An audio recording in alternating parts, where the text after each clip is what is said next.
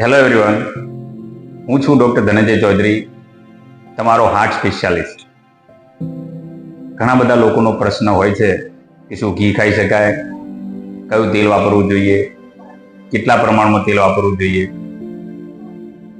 ચાલો હેલ્થ વિશે, specially heart health વિશે તમને કેટલી માહિતી છે જાણીએ.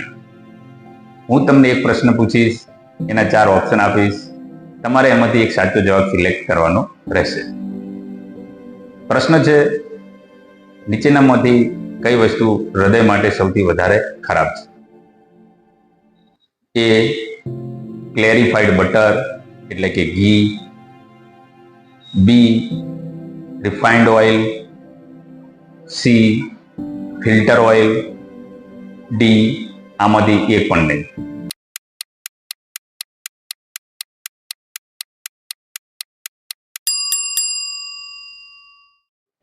રિફાઇન્ડ ઓઇલ હૃદય માટે જોખમી છે.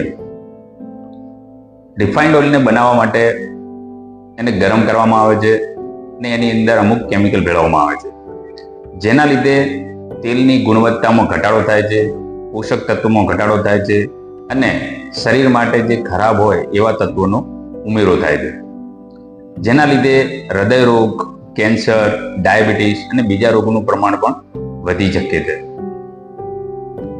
જ્યાં સુધી મિત્રો મને ખબર નથી ત્યાં સુધી હું પણ રિફાઇન્ડ ઓઇલ વાપરતો હતો, પણ જ્યારથી મને ખબર પડી ત્યારથી ફિલ્ટર ઓઇલ એટલે કે કાચી ઘાણીનું તેલ વાપરવાનું ચાલુ કર્યું. હવે આ કાચી ઘાણીનું તેલ તમારા નજીકના સિટીમાં, આજુબાજુમાં જે ડાયરેક્ટ મગફળીને પીલીને, તલને પીલીને તમારી નજર સામે કાઢતા હોય એવી જગ્યાએથી તમે લઈ શકો. બીજી વાત છે, કેટલું તેલ વાપરવું જોઈએ. તમારા ઘરમાં જેટલા પણ મોટા માણસો હોય, બાળકોને ના ગણીએ તો પછી દર વ્યક્તિ ગુણ્યા 1/2 લીટર દર મહિનાનું એટલું તેલ વાપરવું જોઈએ.